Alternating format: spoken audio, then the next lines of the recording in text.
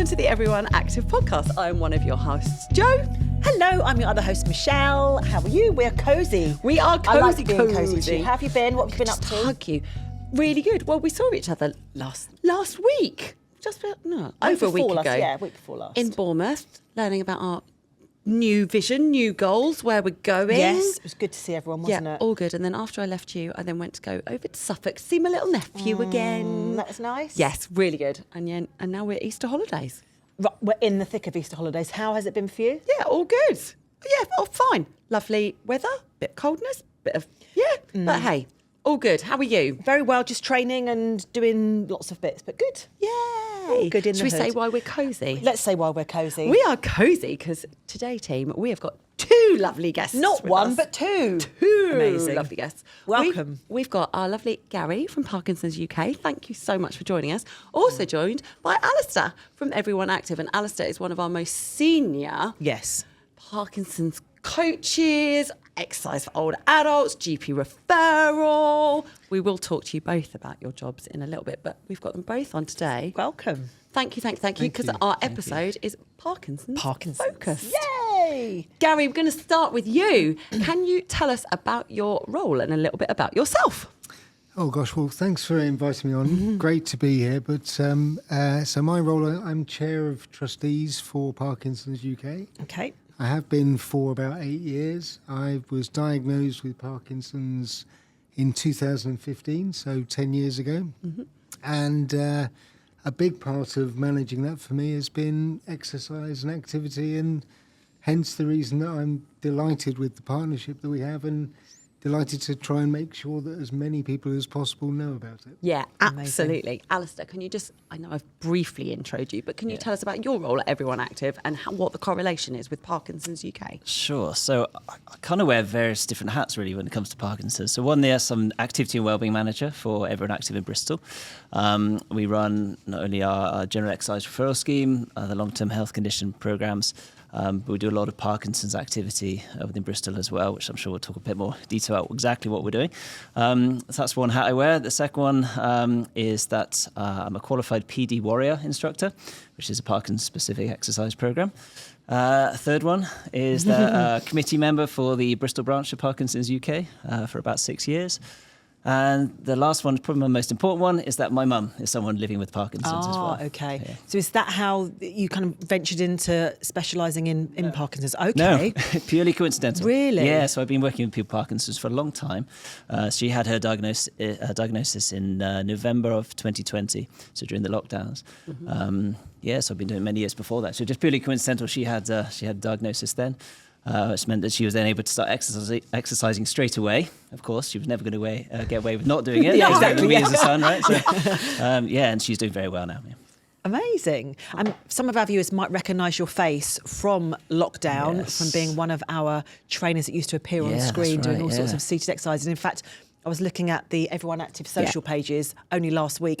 You sort of get your memories coming up, and there you popped up. There I was doing your seated exercise. Seems like a lifetime ago now, doesn't but it? It seems years ago. But I knew it was 5 years ago. But it seems so much longer than that, doesn't it? Yeah. Great to get involved in that, though. Really enjoyed doing it. Yeah. And It's those amazing. classes we've also got on Everyone Active on Demand, which are streamed films to any Everyone Active member. You've all got it on the bottom of your apps. Click on the on demand, and then you will see yourself leading lovely classes on there too.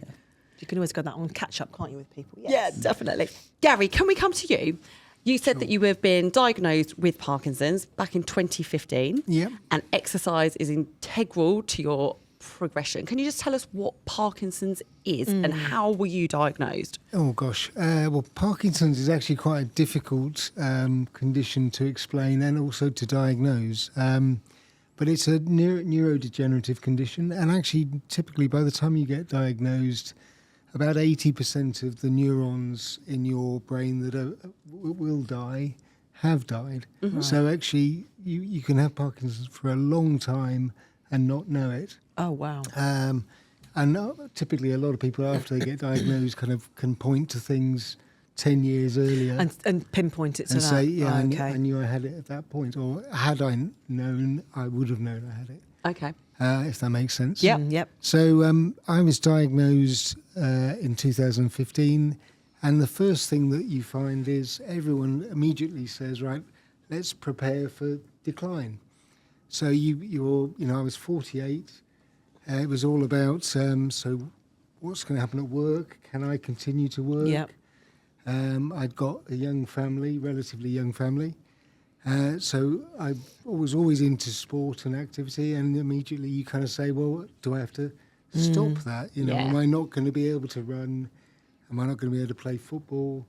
All of those kind of things. And fortunately, my wife, Janet, was brilliant, and she basically very quickly said to me, look, this is a long-term condition. You could run last week, so you can run this week. You may not be able to run as far or as quickly as you used to, but focus on what you can do, not what you can't. And was running always your passion? I know you mentioned that you used to run at this site. We're in my site today, Bracknell. You said you used to run here. Has that always been your passion, running? No, I played football till I was 46, but I enjoyed running, and I used to do, I did the Reading Half Marathon a few times, etc. But since being diagnosed, I've now done, it's coming up to 58 marathons. Wow. In 10 years? Yeah. Wow. That's incredible. Yeah, that is incredible. And are you fundraising as you go? Yeah, I'm always fundraising. Yeah. A secret little squirrel that's actually sitting to your left-hand side has maybe told us that marathons aren't your only accomplishment. You can go off, people, can't you? Let's go. What have we been doing? So one of the things, and I would like to blame Parkinson's for this, but I can't. I don't think I've got a no gene. So I just keep saying yes to things. I've done wing walking, zip wire, the longest zip wire in Europe. I've with my friend Andy Tucker, we're world record holders for three-legged running in 12 hours. Hold up. This casual little 48 marathons in 10 years. Right, wing walking. First of all, go. Is the plane on the floor? Well, it is at the start. And then you... Oh, wow. Okay. So we're wing walking out of an actual flying aeroplane. No, they basically put you on top of the plane. It's... when you take off? So when it takes off, they go in the air and you're standing there? Yeah, you're on a... They sort of have a... No, I'm not doing it before you even look at me. It was great fun. It was great fun. No. Okay, let's move on from wing that walking, one. zip wire. Zip wiring, yep. Zip wire I did with two other trustees from Parkinson's UK, Sally Bromley and Elaine Evans. It's the longest zip wire in Europe. It's in the north of Wales.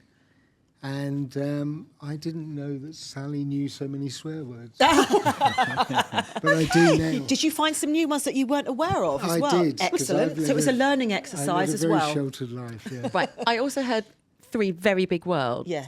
World record holder. Yeah. Go.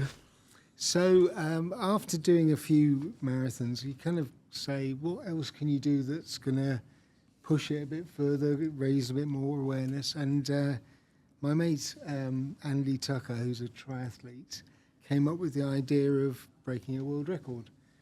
And we couldn't find one that was easy to break, not surprisingly. Funny that. But we found the world record for running three-legged for 12 hours and 24 hours. Oh, my goodness. So we managed to break that. And then a couple of Australian semi-pro basketball players broke the 12-hour record, which I thought was a bit unfair, but they did, so we broke it back. And what's it currently stand What's at? it now? So the 12-hour one is 77 kilometres, and the 24-hour one we did 122 kilometres. You ran three-legged for 24 hours. And what was the distance you said? 122 kilometres. Wow. And where was this? Where did this take place? Well, this is a great example of the support that we've had from the community, because Silchester, the village green, they basically, the team there, the guys there, just set it up and allowed us to run all night. We had, lights up, and we had supporters there the whole night. We had to have volunteers that we didn't know who were credible to get to be Guinness like to agree adjudicators that- kind of thing. Yeah. Wow, Gary, And your grit is phenomenal. Unbelievable. When was this? The 22 was the 23 was the break back. And what have you got planned, or are you not going to tell people so that they can't try and get in there before you? Now I sort of I've not got another world record plan, but we did. We also did cycling from Liverpool to the Ukraine border. I was waiting for you to say the South Coast. That's what I thought. That's what I thought. He'll say Penzance or something. Yeah. And so, how far in distance is that? That was 1,600 miles in 16 days.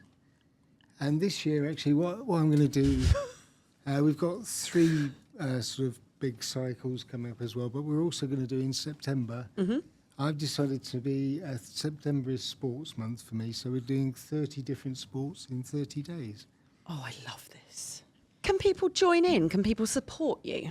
They can support me, yeah, absolutely. And some of them we're hoping will use, we'll sort of do classes around Yeah, particular definitely. Amazing. sports, and it's just to get the message across that You can. Yeah, and yeah. do the sport that you like to do, because I think people kind of say, well, go running or whatever.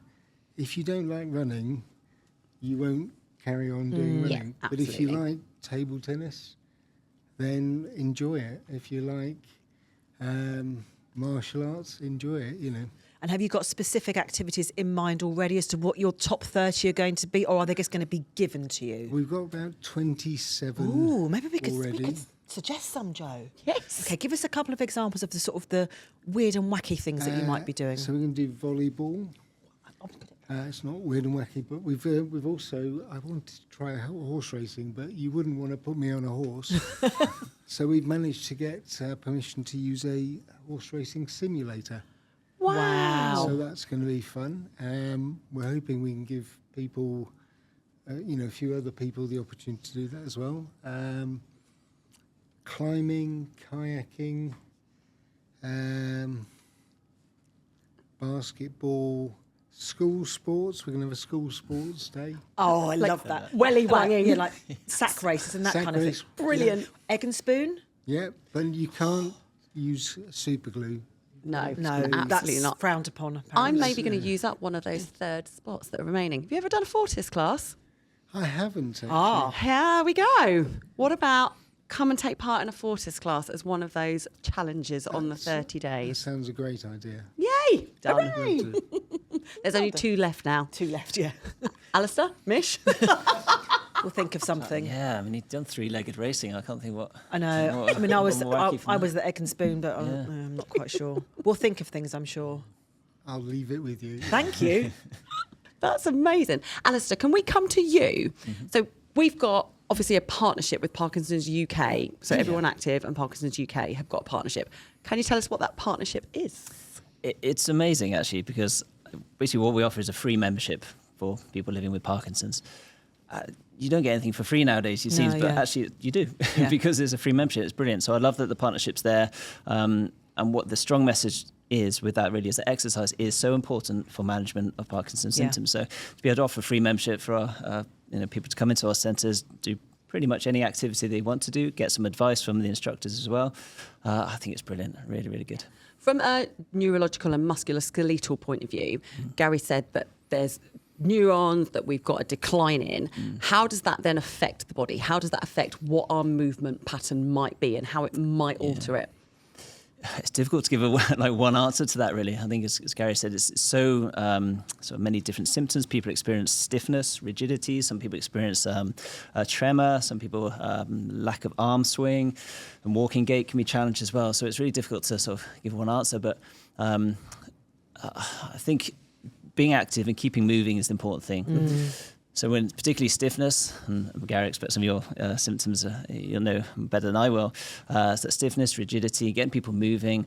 A lot of the exercise, and particularly what I do with PD Warrior and the high effort level exercise, high intensity exercise, if you like, is shown to be really beneficial as well. So certainly with the work I do with some of my groups is to kind of push them quite hard and quite high effort levels to get neuroplasticity is the term, to get new pathways in the brain, to get those dopamine signals through to the muscles, through to get your body to do what you're trying to get it to do.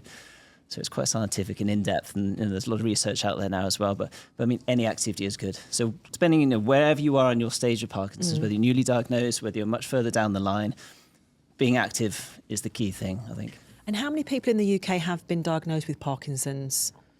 Well, there's about 150,000 people Wow. living with Parkinson's in the UK today. Wow.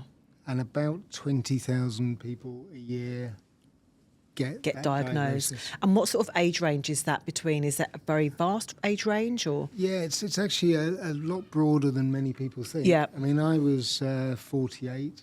I think it's about 10% of those diagnosed are under 50. Wow. The youngest person I've met is a guy called Matt Eagles, who is a positivity advisor. He's brilliant, but he was 8. Goodness me. But that's extreme. Yeah, extreme, yeah. But there's a lot of people who are in their 70s and 80s as well. So And is it more effective for sort of men or women, or is it quite an even split? it's slightly more men, but then women tend to live longer.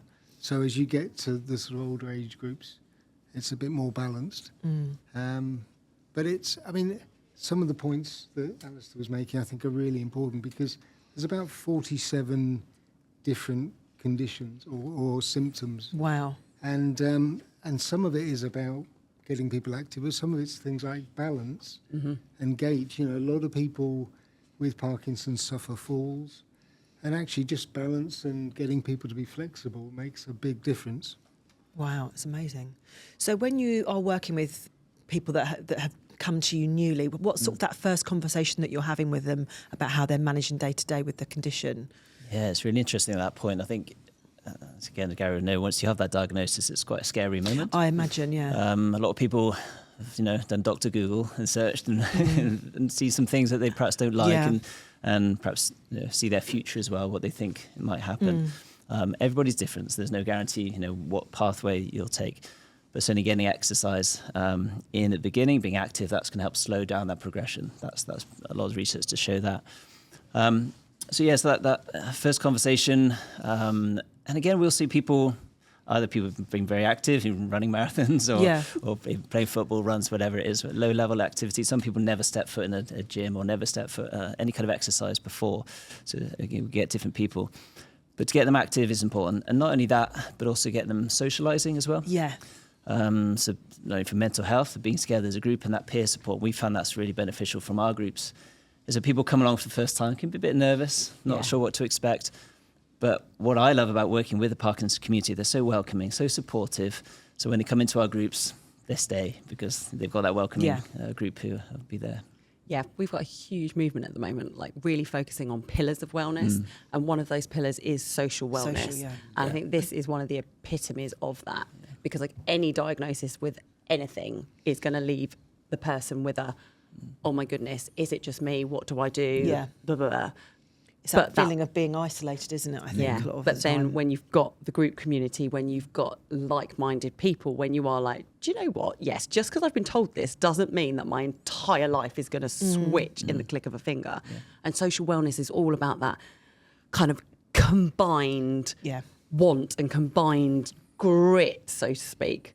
So when somebody is diagnosed with Parkinson's, how do they then come along to an Everyone Active site? Do they have to have a doctor's certificate? How do they qualify for that membership?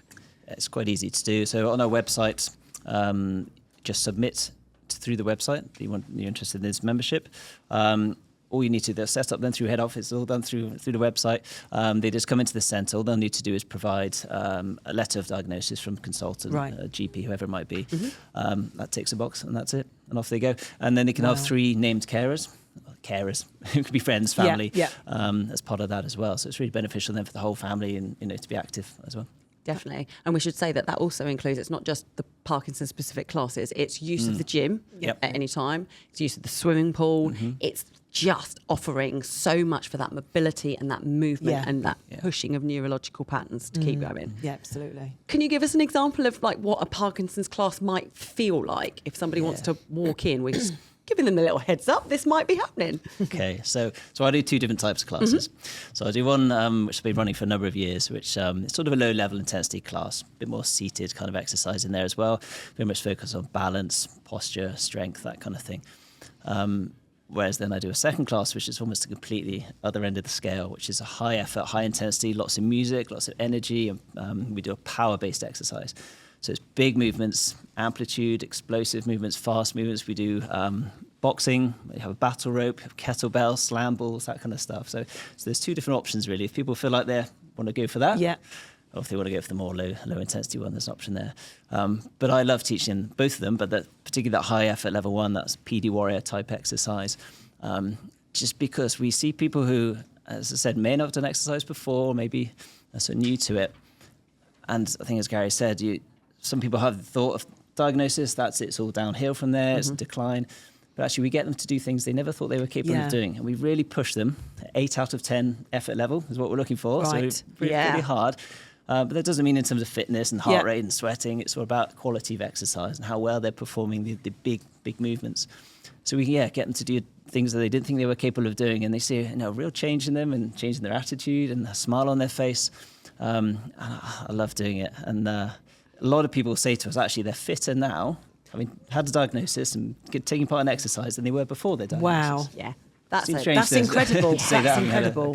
Diagnosis, but actually say they feel fitter. Yeah, that's amazing. And also, you said a massive point. Even if you haven't exercised before, come to a class. Yeah, come and swim. Come and move. And that's really important because I think people do find it quite daunting. I mean, particularly those who weren't into exercise in a big way. So you take someone who wasn't into exercise, they've had a huge shock. Yes. And they're trying to grasp that, live with it.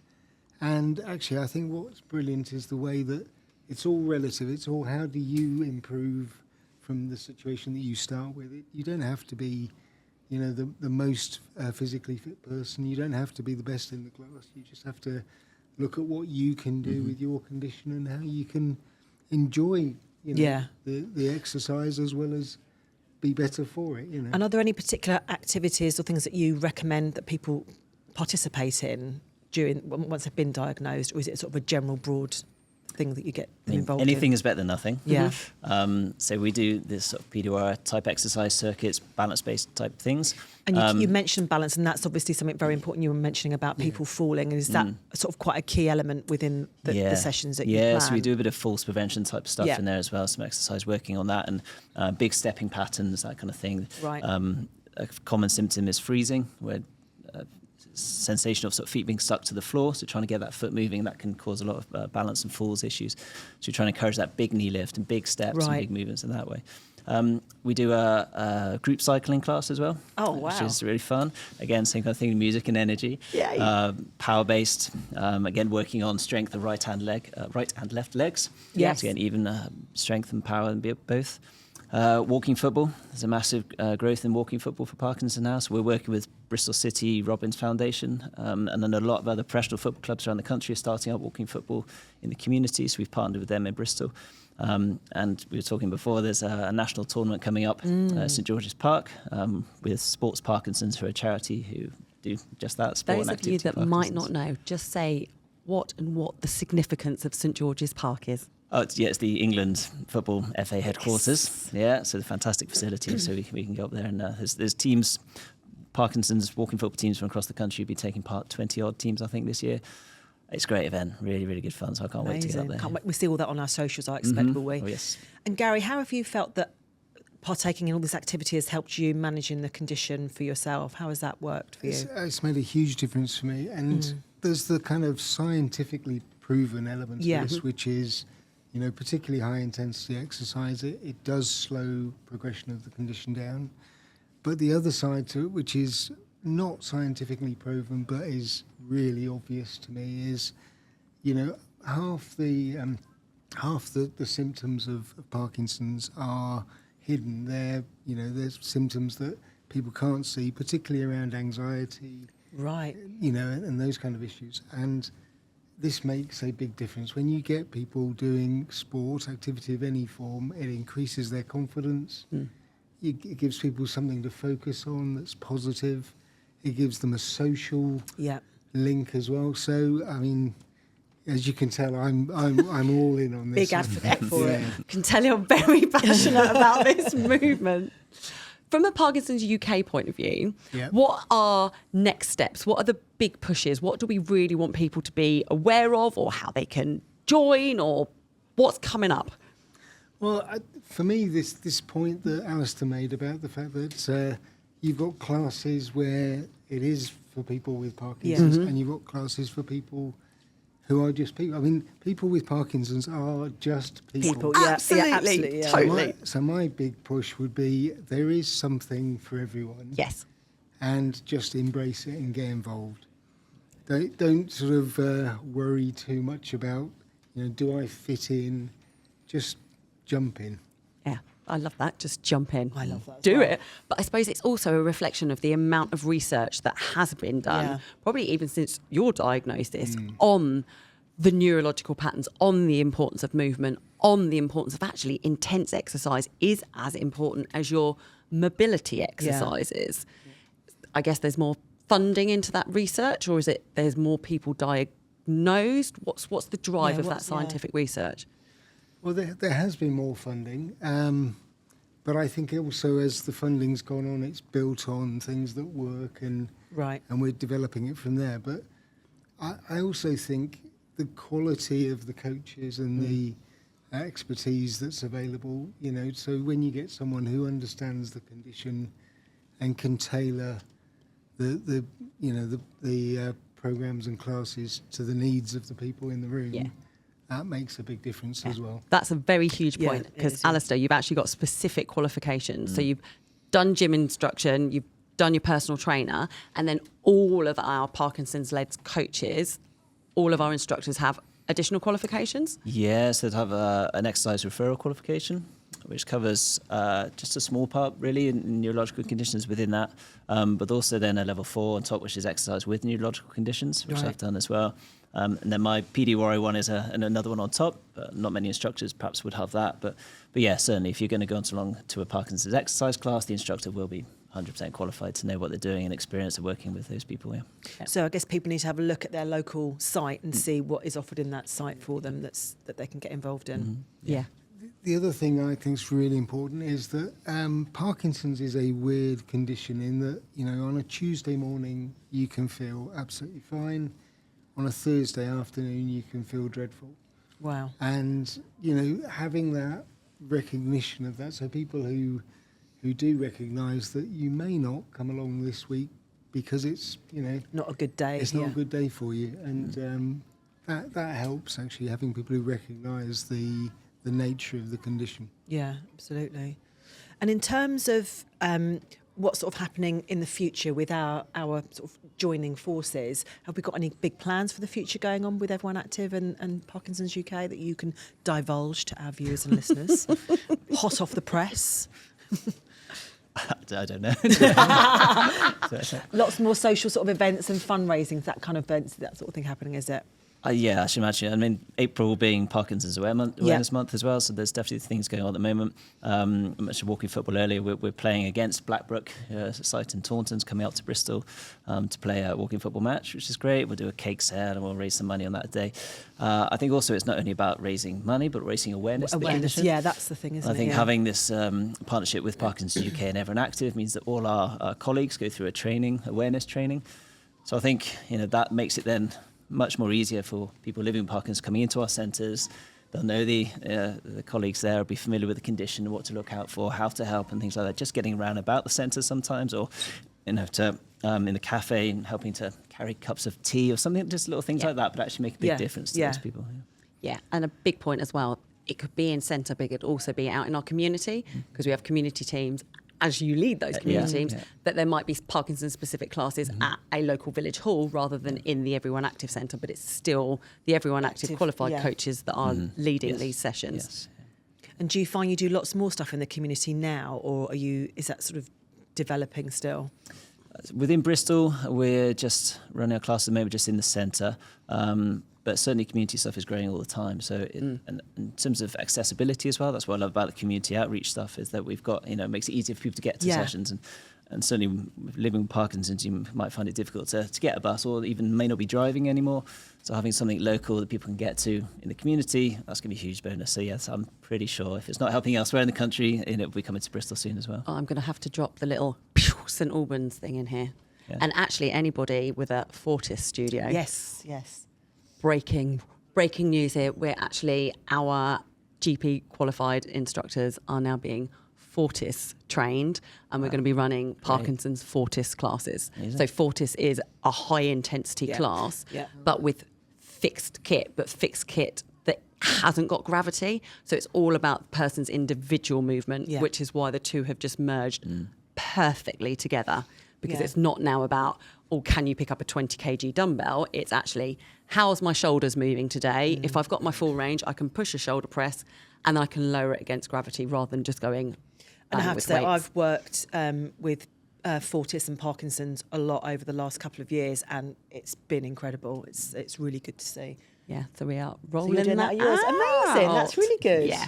There's lots of exciting things happening. Definitely. And all Everyone Active sites, because it is Parkinson's Awareness Month, Parkinson's Awareness Week, let's just fly those flags, will have something going on. If it's not at that site, it will be at one of their sister sites. If it's not a class, it will be an introduction to the GP referral coordinator, so at least we've got a face that people can recognise. Yeah, absolutely. And again, we just need to stress, it is a absolutely complimentary membership.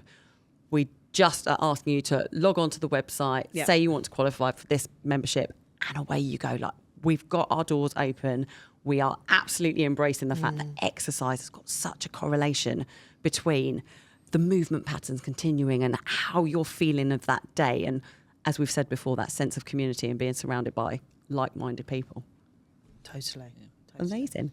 Thank you so much to both of you for coming in today. Thank you. It's been amazing. And look, can I say a big thank you from all at Parkinson's UK, because we've got nearly 5,000 members now, which is superb. But I think when you think there's 150,000 with the condition, there's also still so we can spread that word to people. We will probably pop a link, Gary, to Parkinson's UK when this is released on YouTube and other available channels. But can you just let us know how people can find Parkinson's UK or how they become a member?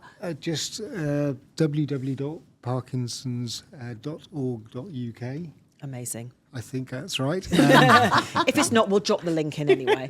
And membership is free, actually.